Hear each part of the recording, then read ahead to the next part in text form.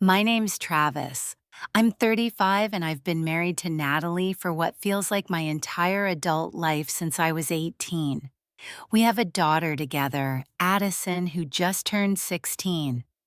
I work as a high voltage electrical technician on industrial construction projects across southern Ohio. It's the kind of job where one wrong move could fry a man instantly. But the pay's good, and the overtime has helped us afford a comfortable house in a nice suburb just outside of Dayton. That Tuesday started like any other. I was about 30 minutes from home on a job site wiring up a massive transfer switch for a new bottling plant. It was sweaty, tedious work, but I wanted to finish wiring the final breakers before lunch so the crew could run testing in the afternoon. My guys were on break, but I stayed behind with my head inside a metal cabinet, tightening down the last few lugs. Then my phone buzzed in my pocket. I ignored it at first, figured it was just a spam call. But when it buzzed again and I finally pulled it out, I saw the name on the screen, Greg from next door. Greg and I weren't close. We watched football together occasionally and lent each other tools, but we weren't the type to call during work hours. Something about it made my stomach tighten. "Hey man, what's up?" I asked, wiping sweat from my forehead. His voice was tense. "Travis, you need to come home, right now." "What? Why is Addison okay? Did something happen?" "No, she's at school. But man, there's a U-Haul in front of your house. A big one. And 3 guys are loading furniture into it." Natalie's standing there with a clipboard pointing at stuff. I thought maybe y'all were moving and just forgot to say something, but it didn't feel right. She looked calm, too calm. For a second, I couldn't speak. My brain refused to process what I was hearing. "They've already taken your leather recliner," he added, "and that big TV from your living room." I ripped off my gloves and nearly dropped my wrench. "I'll be there in 20 minutes. "Travis, hurry." I sprinted to my foreman, muttered something about an emergency at home, possible break-in. One look at my face and he waved me off. "Go," he said. I didn't walk. I ran to my truck, still wearing my harness. I sped down I-675 like a bat out of hell, my heart thudding in my ears, panic clamping my throat. Robbery, forced move, breakdown. Nothing made sense. But as I turned into our neighborhood and saw the massive moving truck blocking my driveway, Natalie clipboard in hand directing strangers, something inside me broke loose. And I hadn't even seen the worst of it yet. I slammed the brakes halfway into my own lawn, left the engine running, and jumped out before my truck had even fully stopped. My door swung open behind me, forgotten. There, right in front of me, 3 men I'd never seen before were hauling my belongings into the back of a massive 26-foot U-Haul. My dining room chairs, the antique bookshelf my dad helped me refinish, and the bedroom dresser we picked out on our 10th anniversary. Natalie stood calmly beside the truck, wearing her usual gym outfit, black leggings, and a navy tank top like it was just another Tuesday. She was holding that clipboard like she was coordinating a home renovation, not dismantling my life. But what really made my blood boil was the man beside her. Tall, tan designer sunglasses, salmon-colored polo shirt.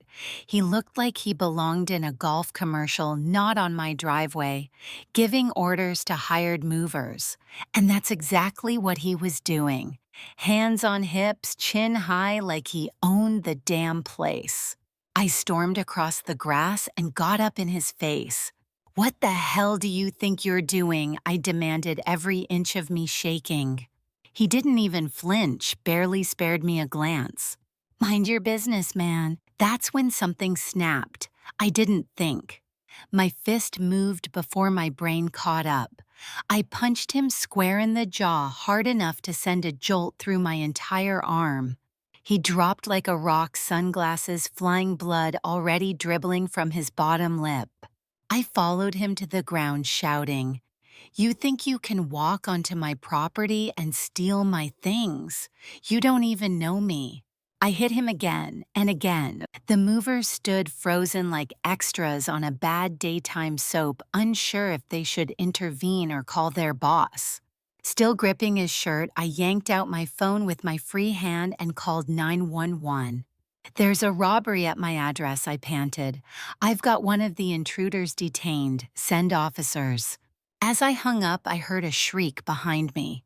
"Travis, what are you doing? Get off him." Natalie ran toward me, shoving my shoulder hard enough to break my grip on the guy. She knelt down beside him, cradling his face like a wounded animal. That's when I knew. I didn't even have to ask, but I did. "You know this guy?" She didn't hesitate. Her voice was flat, cold. "Yes, his name is Austin. He's my boyfriend." Time stopped, sound blurred, air vanished. 17 years of marriage, one teenage daughter, and this is how I found out. The man she left me for was bleeding on my driveway, and Natalie was comforting him while movers hauled away my furniture. And she wasn't even sorry. I couldn't breathe. My heart was pounding so loud it drowned out everything else: Natalie's voice, the rustling of movers behind me, even the sirens beginning to echo faintly in the distance.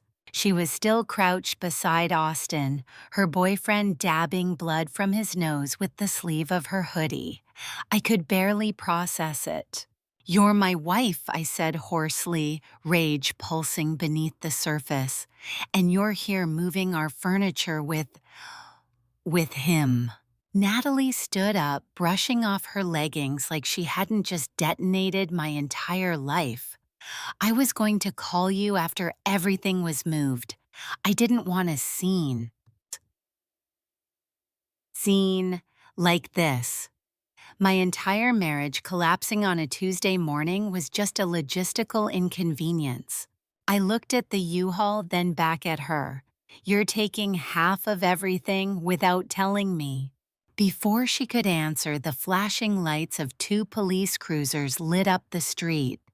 Neighbors were already standing on porches, some with phones out, watching the spectacle unfold like it was entertainment. Two officers stepped out. The taller one, Officer Braden, approached cautiously, hand near his sidearm. "What's going on here?" he asked firmly. "I'm the homeowner," I said, trying to keep my voice calm. "I got a call from my neighbor that people were loading up our stuff into a truck.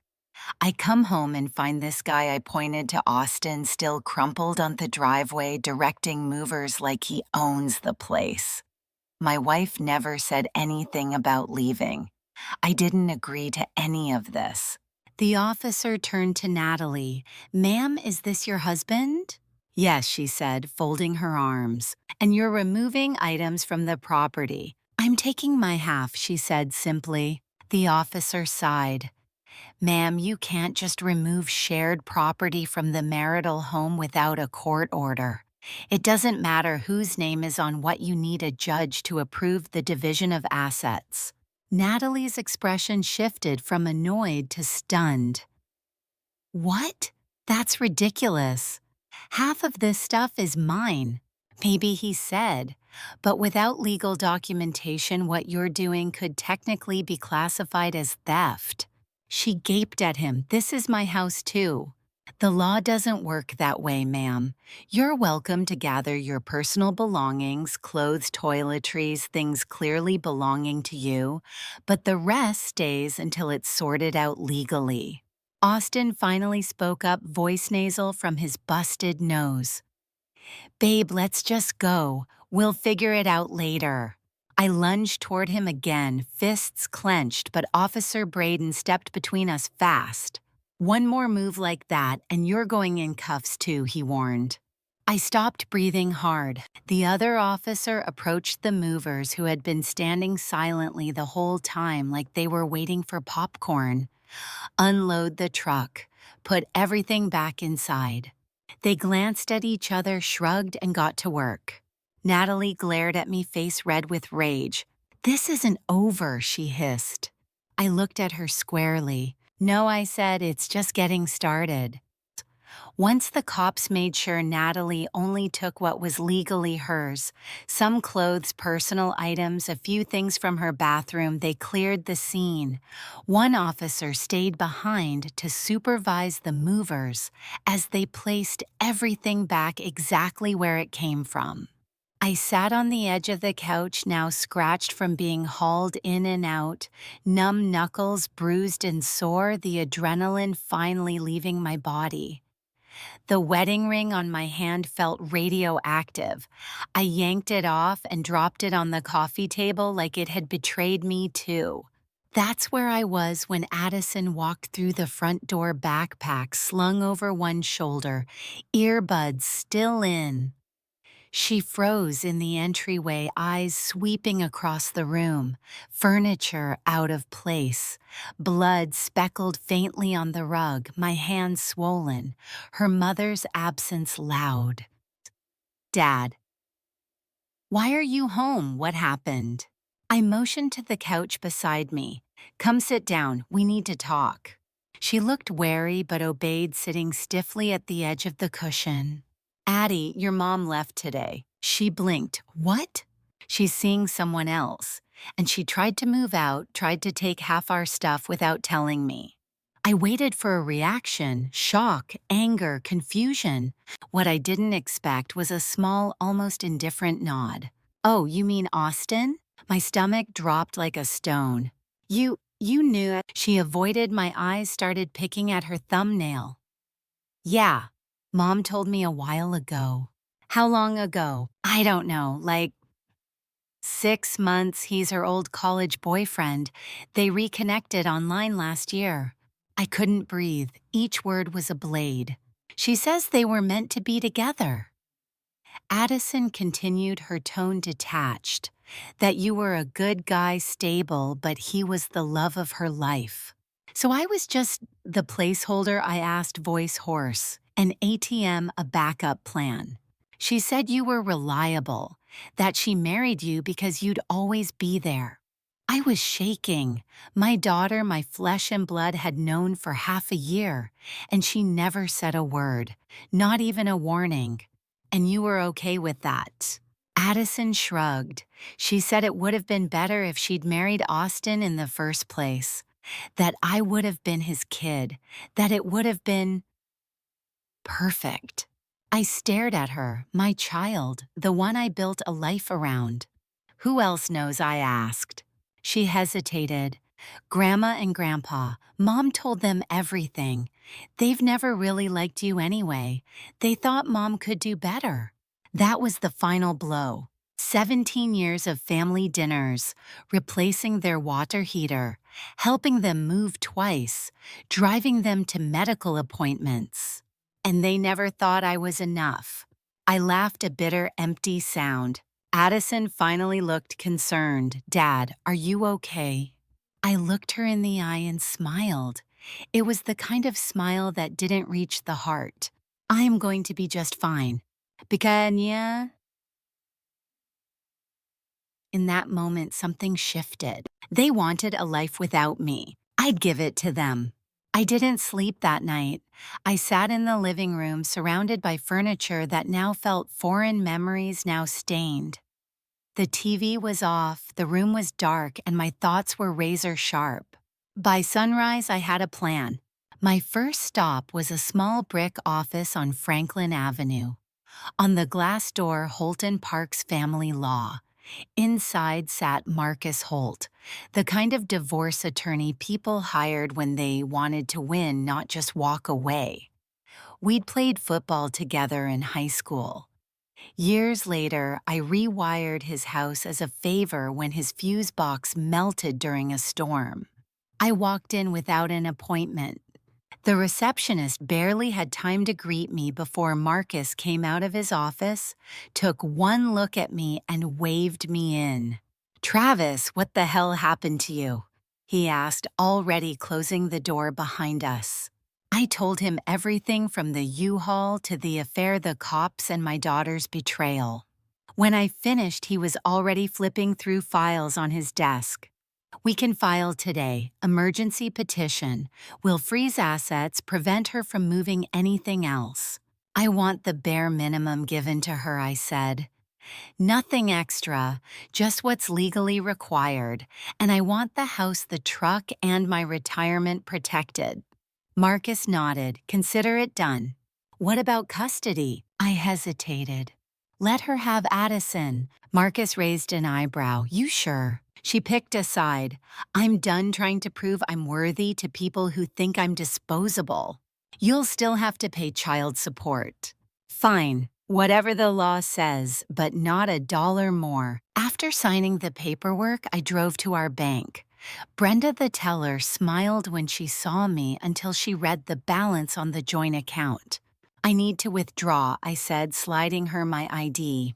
How much, she asked. All of it, except $34. She frowned. That's oddly specific. It's the exact amount Natalie contributed to this account in the last year. The rest is mine. Next, I called HR and removed her as beneficiary from my life insurance and 401k, replaced her with my sister. Then I shut down all shared accounts, Netflix, gym memberships, credit cards, even our Costco card. By noon, Natalie had become a ghost on paper. And then I called my mom. She listened patiently. When I told her I planned to let Addison live with Natalie, she was quiet for a long time. She's still your daughter, she finally said, even if she messed up. I can't even look at her right now, Mom. I get it, but don't shut her out forever. She's 16. She said what her mom told her to say. Kids are dumb at that age. I sighed. Let her stay with me for a while, Mom added gently. Give yourself time to think. I agreed, because right now I wasn't ready to be a father to a girl who wished someone else had raised her. By the next morning, Natalie was served divorce papers at the salon where she worked. I paid extra to ensure it happened same day. According to the process server, she turned pale, then red, then completely silent when she opened the envelope. I imagined her clutching it like a ticking time bomb, reading each word as her fantasy life collapsed into legal reality. Our house in my name. I'd bought it 2 years before our marriage. Her car already registered to her. She could keep it. My truck, a company lease vehicle, non-marital asset. Alimony none. We made nearly the same income. All she was entitled to was a legally calculated share of joint savings and minimal child support. My phone blew up by noon. I ignored the first 10 calls. On the 11th, I answered. You're leaving me with nothing, she screamed before I could even speak. No, I said calmly. I'm giving you exactly what the law says you're entitled to. This isn't fair, Travis. I gave you 17 years. No, I corrected. I gave you 17 years. You gave me lies and infidelity. She sobbed, then shifted tactics. How am I supposed to rebuild from nothing? You have your new soulmate, I said flatly. Austin Wright, you left for him. Now you've got him. You'll regret this, she hissed. Doubt it. Then I hung up. 2 weeks later, we had our first court date. Marcus had pushed for an emergency hearing to freeze our shared assets, and the judge approved. I arrived in a gray suit, freshly shaved, clean cut. Marcus looked like a wolf in a tailored suit. Natalie came in with some fresh-faced attorney who looked like she'd gotten her law degree last Tuesday. Austin was there too, still sporting a healing bruise from our first meeting. They sat across from me, whispering furiously. Addison came with Natalie's parents. She didn't look at me. That hurt more than I wanted to admit. The courtroom was tense but efficient. Natalie's lawyer demanded half the house, a portion of my retirement, and spousal support. Marcus shut it down point by point. The house was mine pre-marriage. Our 401ks were individually held, and there was no income disparity, no spousal support. When the judge asked about custody, Natalie surprised us all. She said she was moving in with Austin and didn't want to disrupt Addison's schooling, suggested Addison stay with her grandparents. Even Addison looked caught off guard. The judge agreed to temporary custody with the grandparents. Child support remained split between both parents. As we left the courthouse, Addison called out, "Dad, wait." I stopped, turned. She stood there, tears already streaming. "Why don't you want me to live with you?" she asked. I paused, fighting every instinct. "I don't hate you," I said quietly, "but when I look at you, all I see is how you knew about your mom's affair and said nothing. You believed her over me. You told me you wished someone else had been your father." "I didn't mean it," she whispered. "But you said it." Her grandma took her hand. "Come on, sweetheart." As they walked away, I stood frozen, wondering if I'd just lost my daughter forever. The days that followed felt like I was moving through molasses, thick, slow, and numb. I took every overtime shift I could find. If there was a double scheduled, I volunteered. Nights were harder. I couldn't stand the quiet house, so I started sleeping on the couch with the TV on just for background noise. A few weeks passed, and I finally found a small apartment on the west side of Dayton. 2 bedrooms, nothing fancy, but it had clean carpets and a view of a little dog park out back. I made sure one of the rooms had a bed, a desk, and shelves just in case Addison ever wanted to visit. I wasn't counting on it, but I couldn't bring myself to shut the door either. "Melissa, sorry," Natalie kept texting. Some messages were angry, some weepy, some strictly logistical. I ignored the first few, only responding when it was about insurance or legal documents for Addison. I was done playing emotional therapist for the woman who shattered me. Then one evening, I got a call from Carol, her mom, Addison's grandmother. "Travis," she said gently, "it's about Addison." My chest tightened instantly. What happened?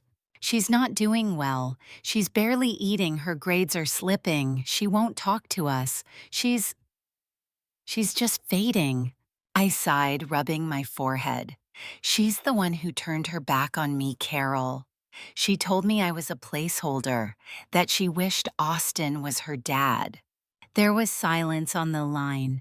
Then Carol spoke carefully. "Did you know Natalie threatened to send her to boarding school if she ever told you about the affair?" I sat down hard. "What?"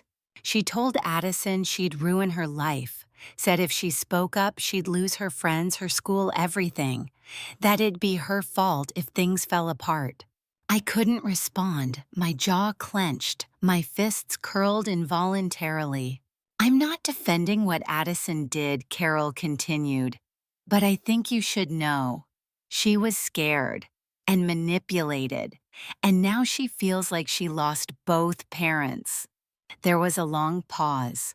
Would you be willing to talk to her?"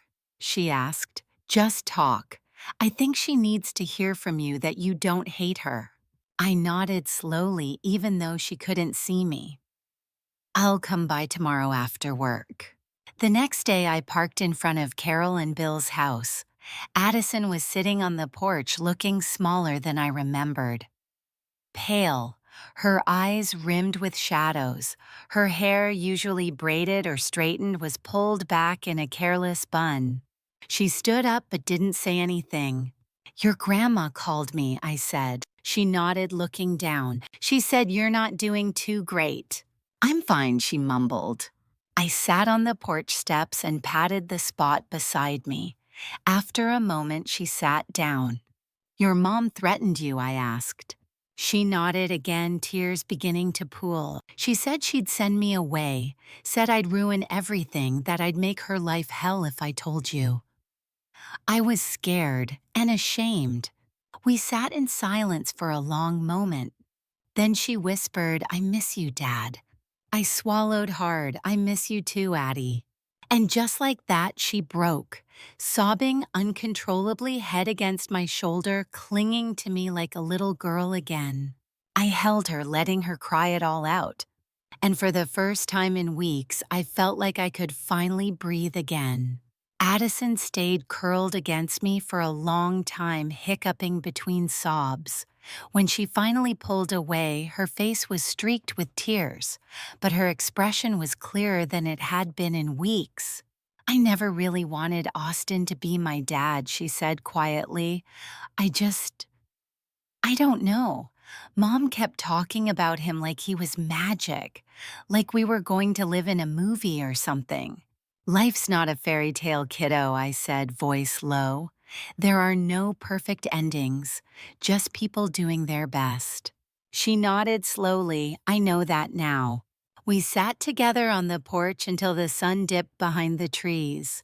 Before I left, I looked at her and said I got a second bedroom at my new place. "It's not huge, but it's yours if you ever want it." Her eyes lit up just a little. "Really? I can't promise everything's going to go back to normal. But I'm still your dad. That doesn't change." She hugged me again, this time with intention. "I'd like that," she said, "a lot." Over the next few weeks, Addison started spending weekends at my apartment. I cooked too much food, and she brought over half her clothes without asking. It wasn't official yet, but I knew she was making her way back to me, one overnight stay at a time. Then came the final court hearing. It was mostly a formality, finalizing what the judge had already ordered. Addison would split her time between my apartment and her grandparents' house, with optional weekends at Natalie's if she wanted them. She didn't. Natalie showed up alone. No Austin. She looked like she hadn't slept in a month. Hair tangled, makeup smudged, sweater hanging off one shoulder. She barely said a word the whole time, just nodded when asked if she understood the terms. Outside, as we walked toward our cars, she called out, "Travis, wait." I turned, bracing myself. She started, voice trembling. I wanted to say I'm sorry for everything. I stared at her, searching for a flicker of the woman I had once loved. "Little late for that, isn't it?" She looked down, wringing her hands. "Austin left. Turns out he wasn't who I thought he was. I couldn't help it." I laughed just once, sharp and bitter. "You torched our marriage for a fantasy. Now you're shocked it burned you too." "It wasn't like that," she protested. "No, then what was it?" She didn't answer, just wiped her nose with the back of her hand. "I made a mistake, Travis, a huge one. Do you think maybe there's any chance?" "No," I said firmly, "not in this lifetime." She looked like she wanted to argue, but I stopped her. "You didn't just cheat on me, you lied to me for months. You turned our daughter against me. You tried to take everything without a word. There's nothing left." She tried one last time. "I still love you." I shook my head. "No, you love the safety net I used to be." And with that, I walked away toward my car, toward my life, toward freedom.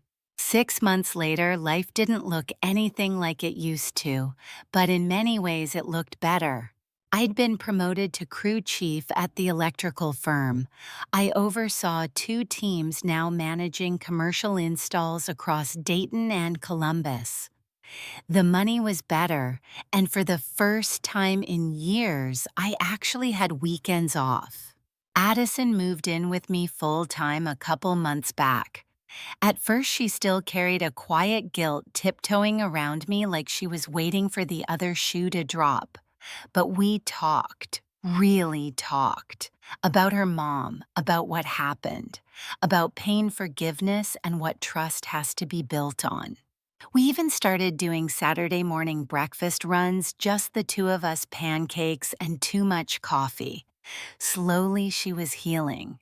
Natalie still texted occasionally, usually about taxes, insurance questions, or something school-related. Once in a while, she slipped in something personal. "I miss our talks," or "I made a mistake, but I never responded to anything beyond the practical." I'd made peace with what was gone.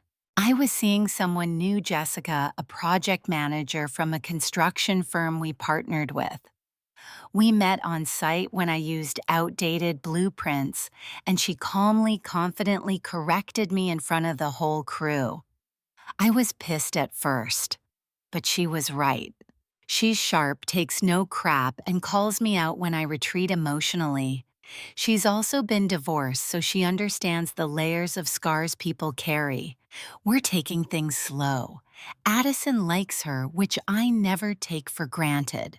Jessica knows about Natalie, about everything, and she never makes me feel broken for it. A month ago at Addison's school concert, I ran into Natalie's parents.